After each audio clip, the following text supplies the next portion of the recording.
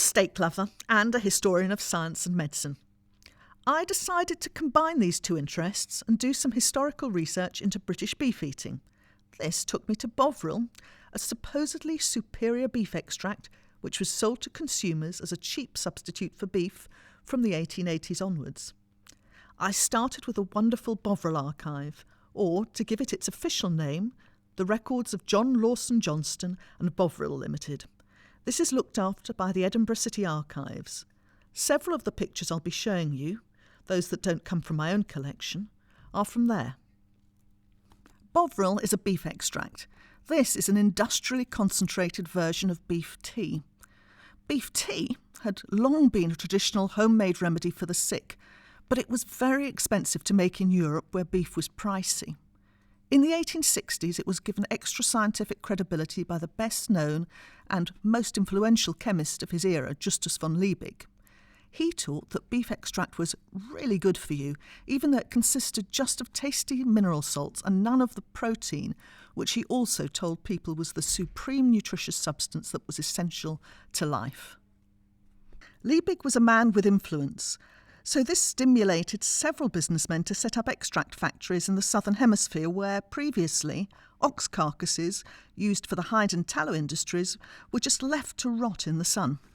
These entrepreneurs started to make industrial quantities of extract by heating carcasses gently with bones and fat removed, then condensing the sieved liquid to a thick brown gloop.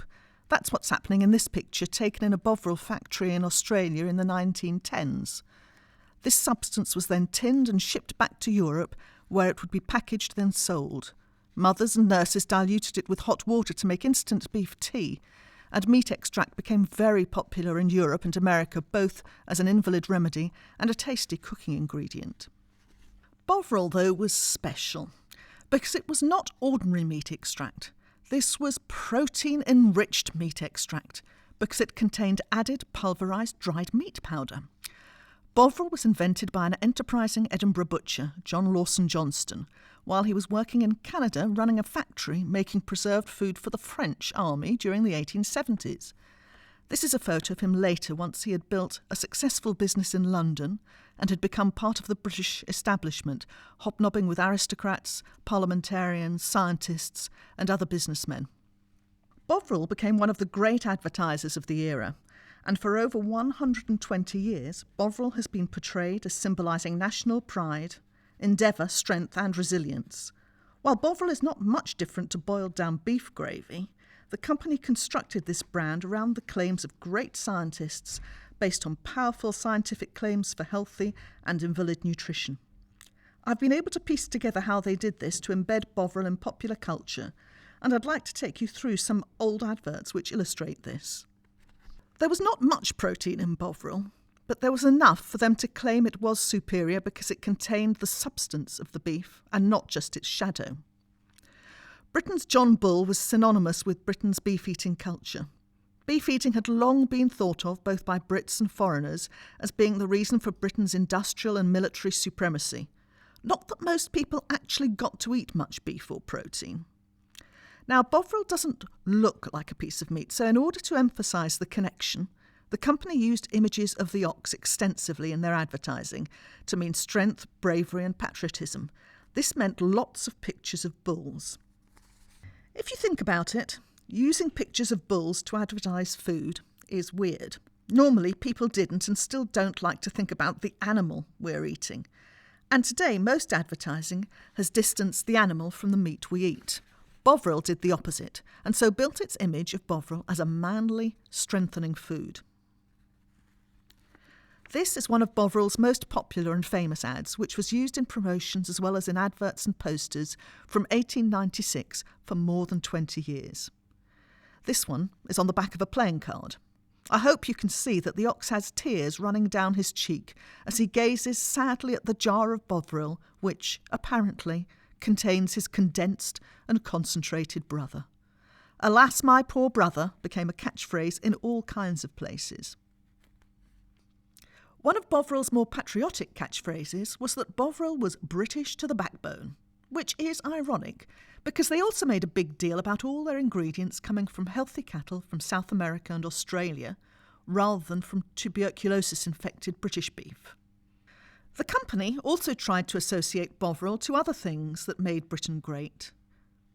This advert is another of my favourites, dating from 1889, and it shows a classroom where the boys, and they're all boys, they're being taught about the great powers of Europe. The teacher returns to the classroom to find that these cheeky boys have added Bovril to the list of powerful countries. While the ad is light-hearted, the 1,000 guineas challenge below is deadly serious in emphasising the company's guarantee that Bovril was a superior beef extract which contained 50 times more nourishment, which means protein, than the market leader Liebig's extract. Bovril chose a schoolroom because compulsory elementary education was still new and a source of pride and an example of Britain's greatness in the world. And this postcard from 1907 tried to link Bovril with other mighty and powerful British institutions, the Bank of England and the Royal Exchange. Fitness was a growing fashion around the turn of the 20th century when politicians and others were trying to persuade everyone to take up sports. This was part of a general campaign to get fit. People were worrying about the degeneration of the race with the apparent reduced fitness of city and factory workers and a worry about their drunkenness. One of their biggest sporting celebrities was Eugen Sandow, the strongest man in the world and a global music hall star in the 1890s and early 1900s. He was one of many celebrities persuaded to endorse Bovril. He exercised not only to make himself really strong, but also to look incredible, like a classical statue. These are pictures of some of his poses from his book, Strength and How to Obtain It. And this is the Bovril logo showing Hercules battling with the mythical lion. The similarity in body image between Bovril's Hercules and Eugen Sandow, the strong man, is striking, and the supposed implications of drinking Bovril must have been obvious to anyone seeing this picture. Bovril also used testimonials from many other sports celebrities for adverts and posters in grocers' shops. This poster shows George Hackenschmidt, the world champion heavyweight wrestler. Others showed cyclists, long-distance walkers, channel swimmers and footballers. Wars gave Bovril a big opportunity to make a link between Bovril and patriotism and strength.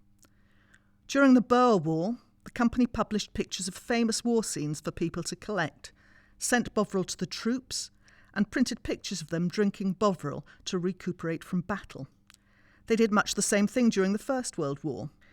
Here they are promoting the strength-giving properties of Bovril for munitions workers, a really dangerous and exhausting job.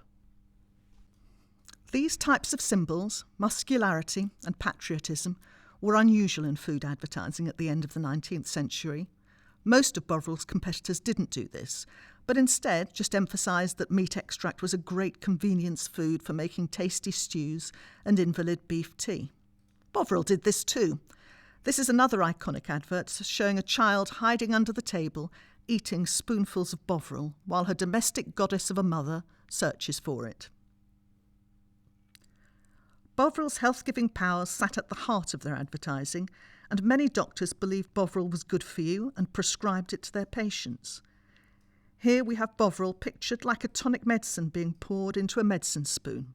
Not that they drank it like that. At the very bottom of this advert, there's the name of the company's chairman, Lord Playfair. This is a little clue to the other, more serious side of Bovril's marketing approach. They built Bovril's credibility around the credibility of this exciting thing called science, and networks of powerful and influential scientists. Lord Playfair was one of Britain's most eminent scientists and was an MP in Gladstone's government before moving to the House of Lords. He and other eminent scientists and physicians publicly endorsed Bovril, while their whispers echoed through the corridors of power and persuaded officials running the military, hospitals and workhouses to feed Bovril to soldiers, the sick and the poor. Bovril's adverts are interesting and fun in of themselves and as a history of the beginnings of modern advertising, and I love collecting them and researching them. But my serious point is that Bovril's and other food companies' ads are one way of gaining insights into how people thought about their health and their bodies in the past, or at least what the advertisers thought that people were thinking. In the period I'm researching, the decades around 1900, there were lots of debates about nutrition science and germs, about health and illness, about nerves and indigestion. By looking at the different things that ordinary people might read or see, and what doctors and nurses and even government might be telling them, I'm trying to build up a picture of what people thought good health was, and how food manufacturers responded to this new opportunity to persuade people to eat particular new foods.